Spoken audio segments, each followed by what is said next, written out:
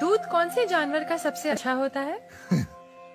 बेटी, दूध तो भैंस का ही सर्वोत्तम होता है। फिर तो आपको भैंसशाला चलानी चाहिए स्वामी जी।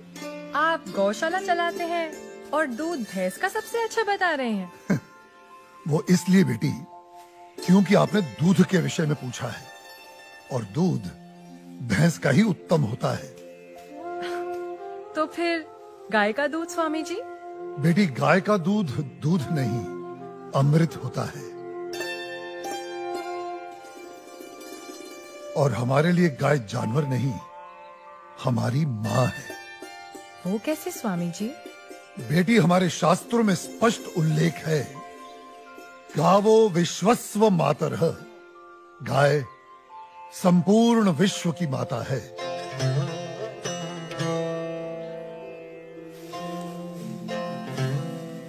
बेटी, गाय ही संसार में एकमात्र ऐसा प्राणी है जिसके अंग अंग से संसार को लाभ प्राप्त होता है। गाय दया, ममता और त्याग की देवी है। गाय लोक मंगल का स्वरूप है।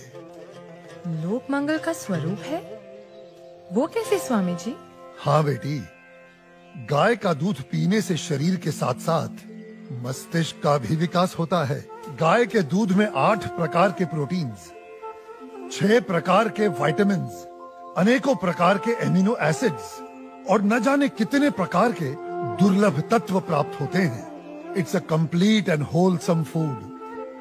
ये मानव शरीर के प्रत्येक रोगों के लिए वरदान है, इसीलिए ये अमृत है।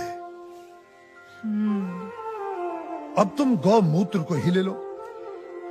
गौमूत्र बेटी अद्भुत औषधि है, और हमारे आयुर्वेद में तो कई सारी जीवन रक्षक दवाएं गौमूत्र को केंद्रित करके ही बनाई जाती हैं। अच्छा। क्या आपको पता है, अमेरिका अपनी दवाइयां बनाने के लिए काऊ यूरिन इंडिया से ही इंपोर्ट करता है। रियली? अब आओ गोबर पर। काऊ डंग, जिसका अज्ञानी लोग बहुत मजाक उड़ाते हैं, वही गोबर ईंधन और खाद यानी कोल और मैन्योर का काम करता है। It's a natural fuel and fertiliser. आपको पता है बेटी, गांव के कच्चे घरों की दीवारों पर गोबर लेपने से उन पर सूर्य की सख्त और विषाक्त किरणों का असर ही नहीं होता। ओह। बेटी, हमारे शास्त्रों में कहा गया है कि गाय के खुरों से उड़ी धूल यानी गोधूली अपने मस्तक पर लगाना तमाम तीर्थों में स्नान करने के बराबर है। लेकिन स्वामी जी, आपने ये गौशाला खोलकर जो बूढ़ी और दूध ना देने वाली गायों को शेल्टर दिया है, अगर कोई कसाई इन्हीं गायों को काटकर उनका मांस अगर बाजार में बेचता है, उसे तो 30-40 हजार का लाभ हो सकता है।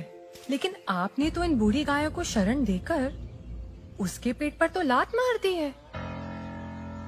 उस बेचारे का तो रोजगार छिन गया है स्वामी जी। हम कितने एहसान फरामोश हो गए हैं बेटी। चलो आज एक कैलकुलेशन करते हैं। एक गाय 20 से 25 साल जीती है। वो अपने जीवन काल में 15 साल हर रोज 15 से 20 लीटर दूध देती है। इसका मतलब एक साल में हुए तकरीबन 7,000 लीटर दूध, और 15 साल में हुए 1,05,000 लीटर दूध। अब आप अंदाजा लगा लो, 1 लीटर दूध कितने का बिकता है, और 1,05,000 लीटर दूध कितने का बिकेगा। अब तुम वैसे ही गोबर और गौमूत्र का भी गणित जोड़ लो। तुम्हारी आंखें फटी और खुली रह जाएंगी कि एक गाय अपने पूरे जीवन काल में कितने करोड़ों रुपए मनुष्य को कमा कर देती है। बेटी, अनेक इंडस्ट्रीज काऊ डेयरी और उसके बाय प्रोडक्ट्स पर टिकी हुई हैं। और ये गणित यहीं खत्म नहीं होता बेटी। उसकी मृत्यु के उपरांत उसकी चमड़ी, उसकी अस्थियां भी काम में आती हैं। उससे भी लोग पैसे कमाते हैं। और आप 30-40 हजार रुपयों की खातिर उस ममता की मूर्त को जीवित काट कर व्यापार करने की बात कर रही हो, उसे खाने की बात कर रही हो।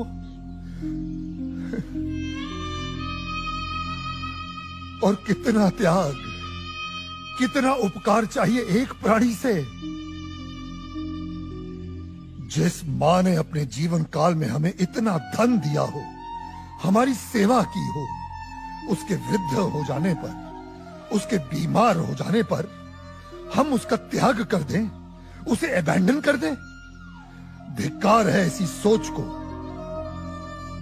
बेटी अपनी मां के वृद्ध हो जाने पर उसे बेचा नहीं जाता, उसे काटा नहीं जाता, उसकी सेवा की जाती है।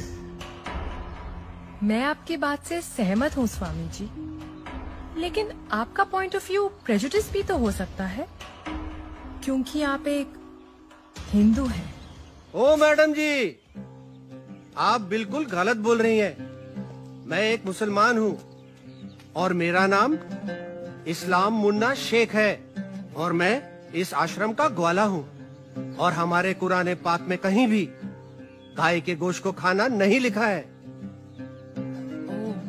हम हिंदुस्तान में रहते हैं। अगर गाय हिंदुओं की माँ है तो गाय हमारी भी माँ है।